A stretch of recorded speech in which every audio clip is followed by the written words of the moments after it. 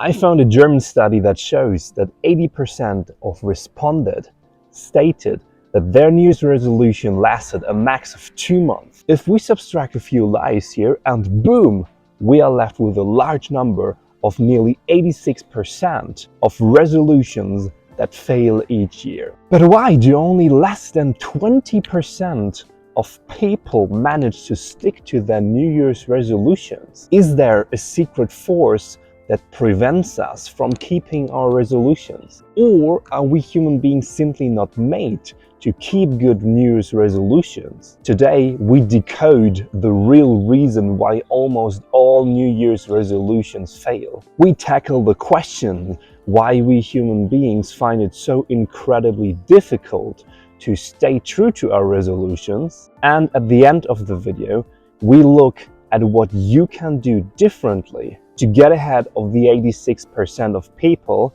who won't make it this year. And there are a few tricks we can use to trick our brain into actually keeping our resolutions.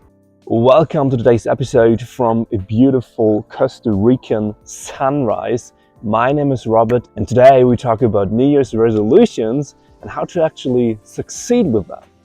Now, whether you finally want to get in shape, start to meditate every day, find a partner, or save some money, I think most of them had them before, New Year's resolutions. However, New Year's resolutions are actually nothing new for us humans. They have been around since people started to celebrate New Year's. For example, the ancient Babylonians had a gigantic New Year's celebration in which they celebrated the new year for a whole of 2 weeks during March and April. During this ceremony, they made their first resolutions. And the exciting thing here, remember that for later, is that they made just tiny resolutions. For example, this year I want to pay off a small amount of my debt. It wasn't anything about becoming a whole new person overnight. The situation was similar in the Roman Empire. In 46 BC, Julius Caesar himself decided to create a new calendar that would start the year in January. Side fact, January was named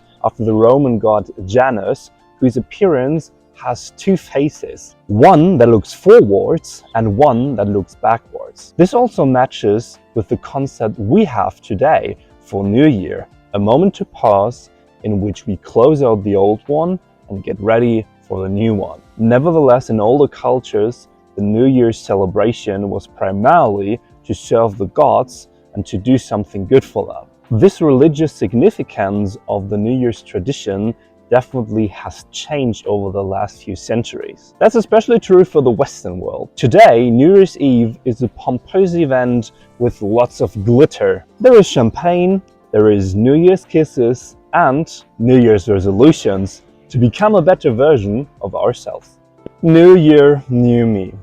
Some of us are trying to get a better version of themselves every single year. Others have long since given up. Still others consider New Year's resolutions as completely useless. What's all this nonsense? I'm fine the way I am. I could start a change on any other day if I wanted to. In fact, the beginning of January is actually the best time of the year to make new resolutions. Resolutions made in January are up to 10 times more likely to be kept even after 6 months than started at any other given point of the year. But overall, the proportion of those who really make it in the long term is still vanishingly small. How many of us want to start New Year's resolutions? Studies show that more than 1 in 3 people try to keep at least one New Year's resolution every year. And many of us want to achieve really big things here. Most resolution setters want to improve their physical fitness, to finally lose weight, to build muscle, to achieve more stamina in everyday life, and to live healthier. Others want to improve their mental health, to lose themselves less in overthinking, or to find a therapy place. Still others want to bring themselves and the country they live in financial prosperity, or they want to save the environment and the planet. Well, however laudable these resolutions may be, there is one major problem here. The majority of these resolutions made here will never make it into reality in the long run. But why exactly is that? that most New Year's resolutions will finally fail. Now, is there a secret force within us that want to stop us human beings from improving ourselves? Now, I found out at least 6 reasons why most New Year's resolutions fail. Number one huge thing that is immediately apparent when you read through the goals, they are often really unspecific. Doing more sports, finally losing weight, or saving more money may sound nice, but they are not concrete and achievable goals. Even meditating every day or finding a therapy place often does not lead to the desired action. Number 2, so in addition, resolutions are often based on goals that are too high. As was already recognized in the ancient Babylonians, big resolutions are not easy to keep. Even back then, only the smallest resolutions are made at the turn of the year, which people were actually being able to keep. Number 3, personality traits and neurodiversity also definitely have an influence on how well we are able to keep our resolutions. For example, when it comes to establishing new habits, such as going, for example, to the gym regularly, doing exercises regularly, or meditating every day, people who are more routine-oriented have a much more easy time here. This also includes people with autism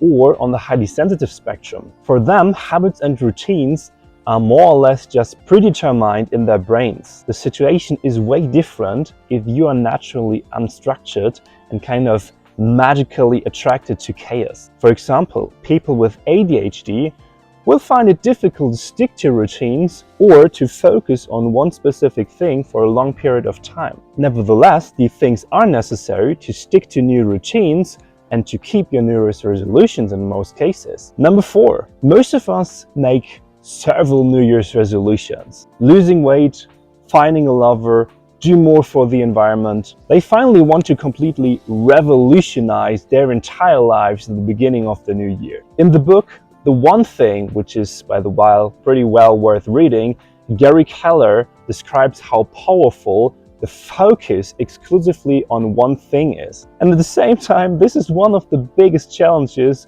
of being human. We simply fail to focus on a single intention. Instead, we try to change everything at once. And this definitely leads to excessive demands, leads to frustration, and we resign ourselves. Basically, this is the exact point where most of people fail their New Year's resolutions because they are overwhelmed by them and they have the sense that they won't ever achieve them because there is too much. Let's head on to number 5. Are our comfort zone and the protective ego the real enemies of New Year's resolutions? Does this uncontrollable force keep steering us in the direction of bad habits? Or to put it in another way, as humans, aren't we just made for New Year's resolutions and goals? So neuroscience shows we humans fundamentally dislike change. Sure, new things always have the allure of excitement, and there definitely are some high sensation seekers who love this thrill. But fundamentally, change always means a loss of control and is associated with uncertainty. Neurobiologist Gerald Hüther emphasizes that our brain always strives for a state of minimal energy consumption. However, leaving our comfort zones, changing our environment, or the circumstances or behavior is always associated with an increased energy consumption in our brains and within our nervous systems. And this is the reason why implanting new resolutions is always such an unpleasant feeling. And number 6, maybe you already missed it, it's motivation and willpower.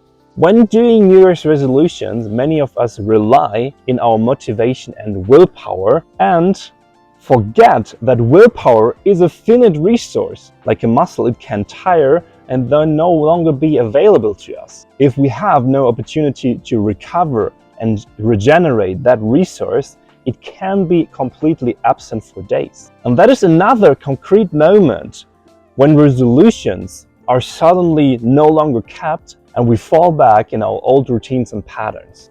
Well, we now know a number of factors that can cause most New Year's resolutions to fail within a short period of time. We've also uncovered the power of our brain to constantly prevent us from too much change. But let's see if there is a secret sauce to belong to the 14% of people who keep their resolutions. In the 1990s, management researcher Peter Drucker developed a method for making goals achievable. And I guess you have already probably heard of it. It's the SMART method. Unlike vague formulations, SMART goals are precisely formulated. They are specific, measurable, achievable, reasonable, and time-bounded.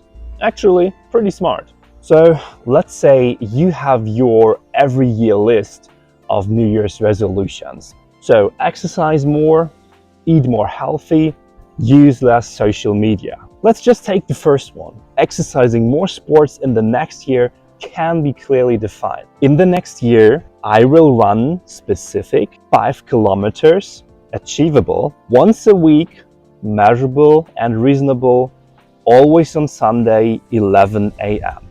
Time-bounded. Furthermore, research shows that people who write down their goals are 40% more likely to achieve them than those who just keep them in their minds.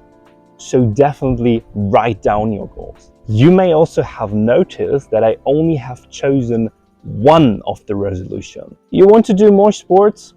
Great. Then save eating healthier and quitting social media for the next years. If we only choose one resolution, the chances of actually sticking to them even after months are massively increased. What's more is that you will still be motivated even after weeks because you actually can manage to keep it. But Robert, running 5 kilometers once a week, that's like nothing. I won't ever achieve anything just doing that. If we start small, then we can expand our goal behind the resolution once the new habit already has been established. For example, if you manage to run 5 kilometers every Sunday on January, maybe you can do it every Friday and Sunday in February. Or you can increase the distance you run up to 7 kilometers. Why is it smart to start with a small goal? Because this way, you won't rob your brain any structure. The change should be that small in the beginning that your head is not even noticing it. You only expand your comfort zone by a minimal amount and therefore hardly need any of your willpower.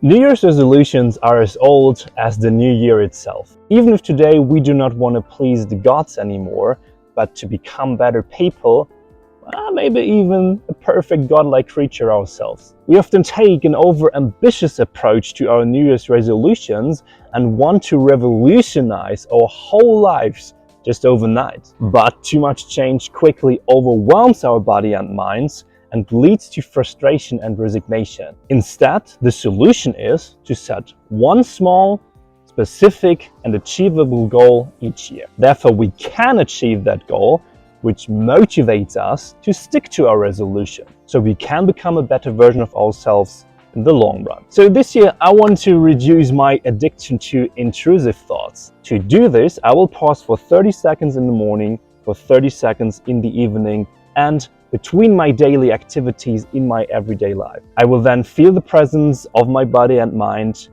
I will observe my thoughts and then refocus on the here and now. Apart from this little exercise, I won't change anything. Just a small resolution with a small specific exercise I can do each day. What are your New Year's resolutions for this year? Definitely let me know in the comments below this episode. Also, make sure to subscribe to the podcast here on YouTube, Spotify, iTunes, wherever you watch and listen. And I see and speak to you in the next episode.